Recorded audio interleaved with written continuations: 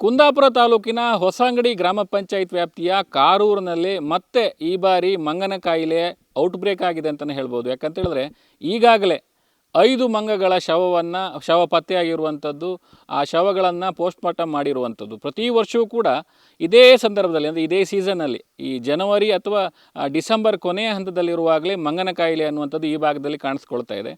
ಇಷ್ಟು ವರ್ಷಗಳಿಂದ ನಿರಂತರವಾಗಿ ಈ ಕಾಯಿಲೆ ಕಾಣಿಸ್ಕೊಳ್ತಿದ್ರು ಕೂಡ ಅದಕ್ಕೆ ಮೂಲ ಕಾರಣಗಳು ಏನು ಅಂಥದ್ದು ಕೂಡ ಇದುವರೆಗೆ ಆರೋಗ್ಯ ಅಧಿಕಾರಿಗಳಾಗಲಿ ಜಿಲ್ಲಾಡಳಿತವಾಗಿ ಅದನ್ನ ಮೂಲವನ್ನು ಪತ್ತೆ ಹಚ್ಚುವ ಕೆಲಸ ಮಾಡಿಲ್ಲ ಅನ್ನುವಂಥದ್ದು ಸ್ಥಳೀಯರ ಆರೋಪ. ಸದ್ಯ ನಾವೀಗ ಯಾವ ಸ್ಥಳದಿಂದ ಮಂಗನ ಕಾಯಿಲೆ ಅಂದರೆ ಮಂಗನ ಮೃತದೇಹಗಳು ಪತ್ತೆಯಾಗಿತ್ತೋ ಅದೇ ಸ್ಥಳದಲ್ಲಿ ನಾವಿದ್ದೇವೆ.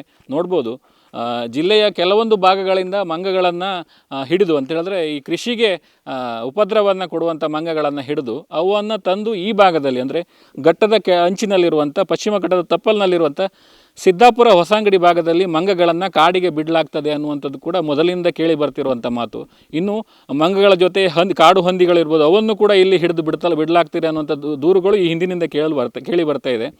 ಮಂಗಗಳನ್ನು ಇಲ್ಲಿ ಹಿಡಿದು ಬಿಟ್ಟಾಗ ನೀರು ಕುಡಿಲಿಕ್ಕೆ ಇದೇ ಸ್ಥಳಕ್ಕೆ ಬಂದು ನೀರನ್ನು ಕುಡಿತಾವೆ ಅನ್ನೋಂಥದ್ದು ಸ್ಥಳೀಯರು ನೋಡಿ ಗಮನಿಸಿ ಹೇಳಿರುವಂಥದ್ದು.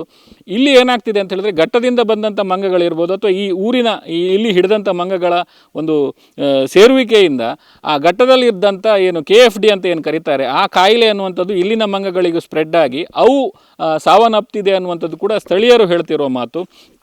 ಇಲ್ಲಿ ಇನ್ನೊಂದು ಅಂತ ಹೇಳಿದ್ರೆ ಕರಾವಳಿಯಲ್ಲಿ ನಿರಂತರವಾಗಿ ಪರಿಸರ ನಾಶವೂ ಕೂಡ ಆಗ್ತಾ ಇದೆ. ಕಾಡಿನಲ್ಲಿ ಹಣ್ಣಿನ ಮರಗಳು ಇಲ್ಲದ ಕಾರಣ ಅನಿವಾರ್ಯವಾಗಿ ಮಂಗಗಳು ಕೂಡ ನಾಡಿನತ್ತ ಬರಬೇಕಾದ ಪರಿಸ್ಥಿತಿ ಇದೆ. ಈ ನಾಡಿಗೆ ಬಂದಾಗ ಏನಾಗ್ತದೆ ಅಂತ ಹೇಳಿದ್ರೆ ಕೃಷಿ ಚಟುವಟಿಕೆಗೆ ಮಂಗ ದೊಡ್ಡ ಸಮಸ್ಯೆಯಾಗಿ ಮಂಗಗಳು ಏನು ದೊಡ್ಡ ಸಮಸ್ಯೆ ಅಂತ ಹೇಳ್ಬೋದು.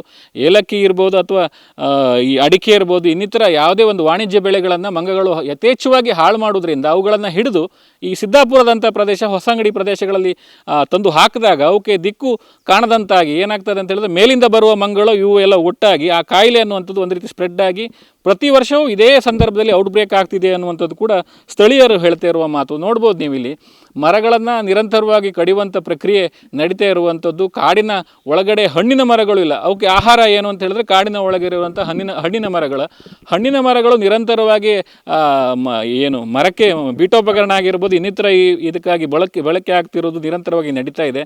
ಈ ವಿಚಾರದಲ್ಲಿ ಅರಣ್ಯ ಇಲಾಖೆಯವರು ಕೂಡ ಎಚ್ಚೆತ್ತುಕೊಂಡು ಈ ಮಂಕಿ ಪಾರ್ಕ್ಗಳನ್ನು ನಿರ್ಮಾಣ ಮಾಡುವ ಬದಲು ಕಾಡಿನ ಒಳಗಡೆ ಹಣ್ಣಿನ ಮರಗಳನ್ನು ನಟ್ಟರೆ ಮಂಗಗಳ ಉಪದ್ರ ತುಂಬ ಕಡಿಮೆ ಆಗ್ತದೆ ಮತ್ತು ಇಂತಹ ಮಂಗನ ಕಾಯಿಲೆ ಕೂಡ ಔಟ್ಬ್ರೇಕ್ ಆಗೋದು ತಪ್ಪುತ್ತದೆ ಅಂತಲೇ ನಾವು ಹೇಳ್ಬೋದು. ಈಗ ನಮ್ಮ ಜೊತೆ ಸ್ಥಳೀಯರು ಒಬ್ಬರು ಇದ್ದಾರೆ, ಅವ್ರು ಹೇಳ್ತಾರೆ ಪ್ರತಿ ವರ್ಷ ಕೂಡ ಇಲ್ಲಿ ಇದೇ ಭಾಗದಲ್ಲಿ ಮಂಗನ ಕಾಯಿಲೆ ಸ್ಪ್ರೆಡ್ ಆಗ್ತದೆ ಅಂತ ಅವರು ಹೇಳ್ತಿರುವಂಥದ್ದು. ಸರ್, ಈಗ ಈ ವರ್ಷ ಕೂಡ ಮಂಗನ ಕಾಯಿಲೆ ಕಾಣಿಸ್ಕೊಂಡಿದೆ ಅಂತ ಹೇಳ್ತಾ ಇದ್ದಾರೆ. ಸರ್, ಏನಾಗಿದೆ ಸರ್? ಪಶ್ಚಿಮ ಘಟ್ಟ ಪ್ರದೇಶದಲ್ಲಿ ಘಾಟಿಯಲ್ಲಿ ಮೊದಲಿನಿಂದ ಅಲ್ಲಿ ಮಂಗನ ಕಾಯಿಲೆ ಇತ್ತು. ಈಗಲೂ ಕೂಡ ಈ ವರ್ಷವೂ ಕೆಲವು ಮಂಗನ ಕಾಯಿಲೆ ಇದೆ ಅಂತ ಆಗಿದೆ. ಇದು ಘಾಟಿಯ ಹತ್ತಿರದ ಪ್ರದೇಶ ಆದ್ದರಿಂದ ಇಲ್ಲಿ ಮಂಗ ಸತ್ತೋದಾಗ ನಮಗೆ ಅನುಮಾನ ಕಾಡ್ತಾನೆ ಇರುತ್ತೆ. ಈ ರೀತಿಯ ಅನುಮಾನ ಕಾಡ್ತಾ ಇದೆ. ಈಗ ಮೊನ್ನೆ 5 ಮಂಗಗಳು ಸತ್ತೋದಾಗ ಕೊಳೆತ ಸ್ಥಿತಿಯಲ್ಲಿದೆ 4 ಅಂತ ಹೇಳಿ ಹೊಂಡ ತೆಗೆದು ಹೋಗಿದ್ರು. ಆಮೇಲೆ 1 ಮಂಗ ಇತ್ತು, 1 ಮಂಗನ ಪ್ರಯೋಗಕ್ಕೆ ತಗೊಂಡೋಗಿದ್ದಾರೆ. ಏನಾಗಿದೆ ಏನು ಹೋಗಿದೆ ಅನ್ನೋದು ಯಾವುದೂ ನಮಗೆ ಗಮನಕ್ಕೆ ಬರಲಿಲ್ಲ. ಆದ್ದರಿಂದ ನಾವಿಲ್ಲಿ ಭಯದಿಂದ ಬದುಕ್ತಾ ಇದ್ದೇವೆ. ಯಾಕೆಂದರೆ ಇಲ್ಲಿ ಒಂದು ಕೊಳಚೆ ನೀರು ಅಂಥ ಸನ್ನಿವೇಶ ಇಲ್ಲಿ ಗ್ರಾಮ ಪಂಚಾಯತ್ ಸರಿಯಾದ ಸ್ಪಂದನೆ ಸಿಗ್ತಾ ಇಲ್ಲ, ಆರೋಗ್ಯಾಧಿಕಾರಿಗಳು ಸರಿಯಾಗಿ ಸ್ಪಂದನೆ ಕೊಡ್ತಾ ಇಲ್ಲ.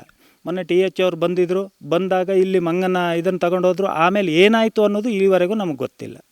ಕಳೆದ ಬಾರಿ ಇದೇ ರೀತಿ ಇಲ್ಲಿ ಮಂಗನ ಕಾಯಿಲೆ ಸ್ಪ್ರೆಡ್ ಆಗ್ತಿದೆ ಅನ್ನೋ ಮಾಹಿತಿ ಬಂದಾಗ ಅವೇರ್ನೆಸ್ ಇರ್ಬೋದು, ಸುರಕ್ಷತಾ ಕ್ರಮಗಳ ಬಗ್ಗೆ ಒಂದಿಷ್ಟು ಆಶಾ ಕಾರ್ಯಕರ್ತರನ್ನು ಬಳಸ್ಕೊಂಡು ಎಚ್ಚರಿಸುವಂಥ ಕೆಲಸ ಆಗಿದೆ. ಈ ಬಾರಿ ಏನಾದರೂ ಆಗಿದೆ ಆ ರೀತಿ? ಈ ಬಾರಿ ಆಶಾ ಕಾರ್ಯಕರ್ತರನ್ನು ಇವರು ಆರೋಗ್ಯಾಧಿಕಾರಿಗಳು ಬಂದು ಆ ಆಶಾ ಕಾರ್ಯಕರ್ತರ ಹತ್ರ ಎಲ್ಲ ವಿಷಯವನ್ನು ಹೇಳಿ ಪ್ರತಿ ಮನೆಗೆ ಭೇಟಿ ಕೊಟ್ಟಿದ್ದಾರೆ. ಈ ಬಾರಿ ಅದ್ರ ಬಗ್ಗೆ ಆರೋಗ್ಯಾಧಿಕಾರಿಗಳು ತುಂಬ ಕೆಲಸ ಮಾಡಿದ್ದಾರೆ ಅಂತ ಹೇಳ್ತಾ ಇದ್ದೆ. ಆದರೆ ಮಂಗ ಯಾವ ರೀತಿಯಲ್ಲಿ ಸತ್ತೋಗಿದೆ ಅನ್ನೋದು ಈವರೆಗೂ ನಮಗೆ ಗೊತ್ತಿಲ್ಲ, ಸ್ಪಷ್ಟವಾಗಿ ಗೊತ್ತಿಲ್ಲ. ಈಗ ಸಮಸ್ಯೆ ಅಂತ ಹೇಳಿದ್ರೆ ಒಂದು ಭಯ ಅಂತ ಹೇಳಿದ್ರೆ ಮಂಗನ ಕಾಯಿಲೆ ಅಂತ ಹೇಳಿದ್ರೆ ಮರಣ ಅಂತ. ಈಗ ನೀವು ಹೇಗೆ ಅದ್ರ ಬಗ್ಗೆ ಎಚ್ಚರಿಕೆಯನ್ನು ವಹಿಸ್ತಾ ಇದ್ದೀರಿ ಅಂತ? ಈ ಸ್ಥಳೀಯವಾಗಿ ನಾವು ಏನಾದರೂ ಮಂಗ ಸತ್ತರೆ ಮೊದಲನೇದಾಗಿ ಗ್ರಾಮ ಪಂಚಾಯತಿ ಮಾಹಿತಿ ಕೊಡ್ತೇವೆ. ಆಮೇಲೆ ಇವರು ತಾಲೂಕು ಆರೋಗ್ಯ ಅಧಿಕಾರಿಗಳು ಎಲ್ಲರಿಗೂ ನಂಬರ್ ಕೊಟ್ಟು ಹೋಗಿದ್ದಾರೆ. ನೀವು ಅಂಥದ್ದೇನಾದರೂ ಸನ್ನಿವೇಶ ಇದ್ದರೆ ನಮಗೆ ಏಕೈಕಿ ನೀವು ನಮ್ಗೆ ಕಾಲ್ ಮಾಡಿ ವಿಷಯ ತಿಳಿಸಿ ನಾವು ಅದ್ರ ಬಗ್ಗೆ ಕ್ರಮ ಕೈಗೊಳ್ತೇವೆ ಅಂತ ಹೇಳಿದ್ದಾರೆ. ಸರ್, ಈಗ ಕಾಡು ಪ್ರಾಣಿಗಳನ್ನು ಈಗ ಉಪದ್ರ ಕೊಡ್ತದೆ ಅನ್ನೋ ಉದ್ದೇಶಕ್ಕೆ ಹಂದಿಗಳಿರ್ಬೋದು ಮಂಗಗಳನ್ನು ತಂದು ಇಲ್ಲಿ ಬಿಡೋದ್ರಿಂದ ನಿಮಗೆ ದೊಡ್ಡ ಸಮಸ್ಯೆ ಆಗ್ತದೆ. ಇದ್ರ ಬಗ್ಗೆ ಏನು ಹೇಳಲಿಕ್ಕೆ ಬಯಸ್ತೀರಿ ಅಂತ? ಇಲ್ಲಿ ಕೃಷಿಗೆ ಯಾಕೆಂದರೆ ಇವತ್ತು ನಮ್ಮಲ್ಲಿ ತುಂಬ ತೆಂಗು ಅಡಿಕೆ ಮುಂತಾದ ಬೆಳೆ ಇದೆ. ಆದರೆ ಈ ಮಂಗಗಳ ಅಥವಾ ಕಾಡು ಪ್ರಾಣಿಗಳ ಉಪಟಳದಿಂದ ಈ ತೆಂಗು ಅಡಿಕೆ ಬಾಳೆಯನ್ನು ತಿನ್ನಲಿಕ್ಕೂ ಕೂಡ ಕಡಿಮೆ ಆಗ್ತಾ ಇದೆ. ಮಾರಾಟ ಮಾಡಲಿಕ್ಕೆ ಬಿಡಿ, ತಿನ್ನಲಿಕ್ಕೂ ಕೂಡ ಕಡಿಮೆ ಆಗ್ತದೆ. ಆ ರೀತಿ ಉಪಟಳ ಆಗ್ತಾ ಇದೆ. ಈಗ ಇಲಾಖೆ ಅದ್ರ ಬಗ್ಗೆ ಏನು ಕ್ರಮ ತಗೊಳ್ಬೇಕಂತ ಹೇಳ್ತೀರಿ? ಪ್ರತಿಯೊಂದು ಗ್ರಾಮ ಸಭೆಯಲ್ಲಿ, ಪಂಚಾಯತ್ ಗ್ರಾಮ ಸಭೆಯಲ್ಲಿ ಇಲಾಖೆಯವರ ಹತ್ರ ಈ ವಿಷಯವನ್ನು ಪ್ರಸ್ತಾಪ ಮಾಡಿ ಅದ್ರ ಬಗ್ಗೆ ನೀವು ಕ್ರಮ ಕೈಗೊಳ್ಳಿ ಅಂತಾದರೆ ಈವರೆಗೂ ಏನೂ ಕ್ರಮ ಕೈಗೊಳ್ತಾ ಇಲ್ಲ. ನಮಗೆ ಈ ಇದರಿಂದ ತಪ್ಪಿಸಬೇಕು ಅಂತ ನಾವು ಬೇಡ್ಕೊತೀವಿ. ಸೊ ಒಟ್ಟಾರೆಯಾಗಿ ಸ್ಥಳೀಯರಾದ ನಮಗೆ ಭಯ ಇದೆ ಅದ್ರ ಬಗ್ಗೆ, ಆ ಕಾಯಿಲೆ ಬಗ್ಗೆ. DHO ಅವರು ಅಥವಾ ಈ ಆರೋಗ್ಯ ಅಧಿಕಾರಿಗಳ ತಂಡ ಬಂದು ಪೋಸ್ಟ್ಮಾರ್ಟಮ್ ಮಾಡಿ ಆ ಶವವನ್ನು ತೆಗೆದುಕೊಂಡು ಹೋಗುವಂಥ ಕೆಲಸ ಮಾಡಿದ್ದಾರೆ, ಸ್ಯಾಂಪಲ್ ತಗೊಂಡು ಹೋಗಿದ್ದಾರೆ. ಬಟ್ ಏನಾಗಿ ಸತ್ತಿದೆ ಅಥವಾ ಅದು ಸಾಯಲಿಕ್ಕೆ ಕಾರಣ ಏನು, ಮಂಗನ ಕಾಯಿಲೆ ಹೌದಾ ಅಲ್ವಾ ಅಂತ ಬಗ್ಗೆ ಇದುವರೆಗೆ ಯಾವುದೇ ಸ್ಪಷ್ಟನೆಯನ್ನು ನೀಡ್ತಾ ಇಲ್ಲ.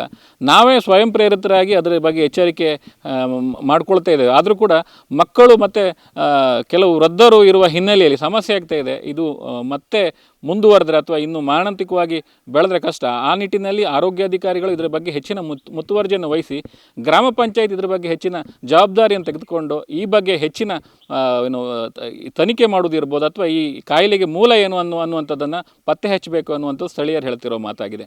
ಉಡುಪಿಯಿಂದ ಅಶ್ವತ್ಥಾಚಾರ್ಯ, ನ್ಯೂಸ್ ನೆಕ್ಸ್ಟ್. ಉತ್ತಮ ಸಂಸ್ಕಾರಯುತ ಶಿಕ್ಷಣದೊಂದಿಗೆ VSS English medium CBSE school Udupi Muddur.